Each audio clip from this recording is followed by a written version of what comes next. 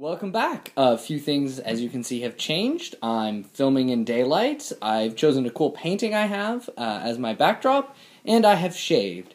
I've also made a lot of progress in my design. I'm putting a lot of things together, and it's coming together, and I think it's about ready to start actually playtesting. I've mostly just been fooling around with moving parts a bit on my own.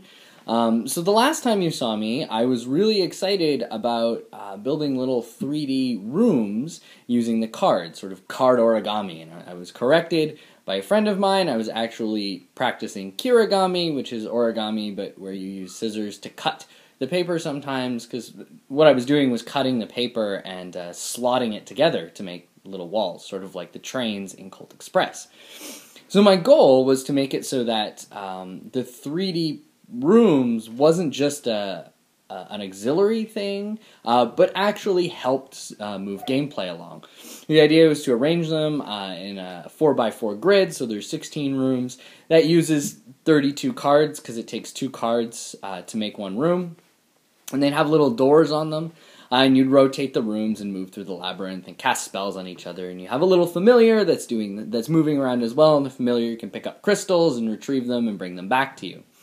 And the goal is to be the first player to collect 3 crystals. It's sort of a Wiz War meets the Labyrinth with a dash of Fearsome Floors, which is sort of the last part. There's some guardians that are in the labyrinth, a panda for one, and a stone guardian who guards the dragon coin is the other.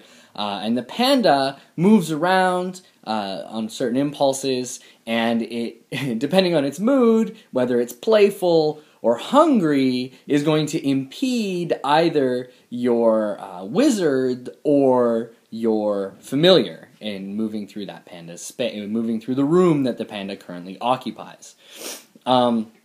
The Stone Guardian guards the Dragon Coin, and it can be defeated, unlike the panda, which can't be defeated. It would be a travesty to hurt a panda. You're not allowed to target the panda with attack spells. The Guardian can be targeted just like a mage, and you can defeat it, but other players can cast spells to bring it back into play, and it always appears wherever the Dragon Coin is. The catch is, the Dragon Coin is a secondary way to win the game, a sort of shooting for the moon approach, because it's very risky, because you have to carry around this very dangerous coin and bring it back to the entrance chamber with your familiar and your wizard. Instead of the other way to win, which is to bring 3 crystals to the same room as your wizard. So the first thing I wanted to show off was my little prototype rooms. So just to make sure that my concept would actually work out, I printed out some card-sized, I cut out some cards with cardstock and rounded the corners, as you can see there, and I built rooms manually out of those cards. And of course I took a few extra steps, and I made them a little pretty before I printed them out to give a sense of what it would look like jazzed up. My actual contest entry won't be jazzed up because I'm going to use the cards that came in my prototype kit, because they're ivory core and it's a little heftier than the plain cardstock that I have at home, and so the rooms won't buckle as much. You see here that they buckle. I mean, the ideal construction component would be chipboard, but I don't have that. So work with what you got.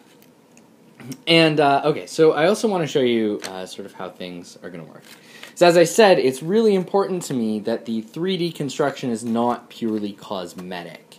So one thing is that the rooms are going to be arranged in a grid, and it's really tedious if I was to use tiles, and I know what it's like to use tiles because I've been prototyping it with cards like this that have the same square dimensions as the grid as the rooms, but I just drew the doors on them.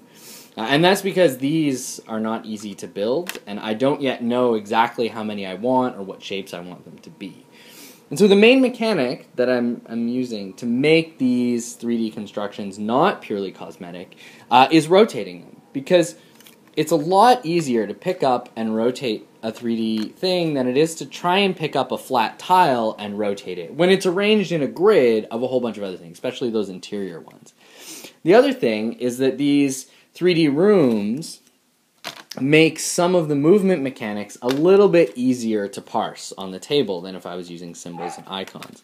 So for instance, you see here, I got 2 rooms lined up, one to the other, and the doorways line up.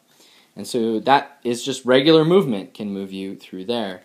And you might also, so there are some upside down doorways, because some abilities will let you flip rooms over, another reason to use 3D rooms instead of tiles. And this upside down doors is a ledge, and you need to have flying to be able to move over this space. And so if you've enchanted yourself or you're familiar with flying, you can move through that as if it was a regular door. You can also get doors to match up like this, in which case you need to have flying and agility, because agility lets you move from a regular door and exit on the other side, where the other side is a ledge, you sort of do a wall jump up kind of thing. And if you encounter the situation in reverse, since the one that's facing you is a flying entrance, you need to have flying to get in there, and agility because the other side doesn't match. So when the doors are mismatched, agility is what gets you through. So that's the core mechanic that I've got that uses the 3D rooms that I came up with. There's a couple of other things that I'm working on. Little character cards for your mage, so each player will have a unique familiar with different abilities and a unique set of mage spells, and of course you get a spell deck with some spell cards. I have a cost and action points and an effect, and there's going to be 25 unique spells, so there's not a lot of duplication, a very Wiz War kind of feel. I mean, you saw in the other video, the Panda Meeple, of course, and its cute little butt, will play a crucial role in the game, as it is Panda's Labyrinth, and the panda will wander around whenever a panda symbol gets rolled, and if it's hungry, it will chase your familiars back to the start room, and if it's feeling playful, then it will take action points away from mages that move into its room as it tries to play with them. And I'm also going to be using the Dragon Coin as an alternate victory condition. And the sort of narrative that I'm going to try and tell is, as you are wizards and you're trying to collect 3 power crystals to graduate or become more powerful. I mean, you're wizards, you want power crystals, that's how it goes. And you've got other people that are scouring the labyrinth for those crystals, and so it's a bit of a race. First to 3 wins. But the crystals can only be picked up by your familiar, and then the familiar has to bring them to the mage, and then the mage can use an action to capture that crystal and absorb it into themselves. But if a mage gets knocked out while they have crystals, they drop them right in their spot. And mages can't move into rooms where there are crystals laying on the ground because they have too much latent energy. That's why you need the familiars. The familiars, as magical beings, can actually pick up the crystals for you. So, I mean, that's the kind of idea. There'd be spell slinging, there's reactions, and there's some sort of careful action management. Rotating rooms to try and make it so that you can get through, but other people can't.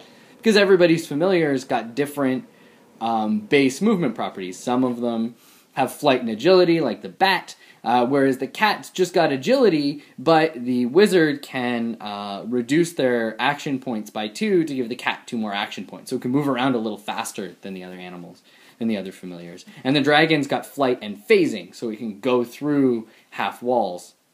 Anyway, so I'm hoping to create an interesting experience. I'm at the part where I'm building a prototype, and I'm thinking about maybe asking my wife to play it with me. But I'll only do that once I'm convinced that it's worth playing with another person, because solo playtesting is the first and perhaps most crucial stage of game development.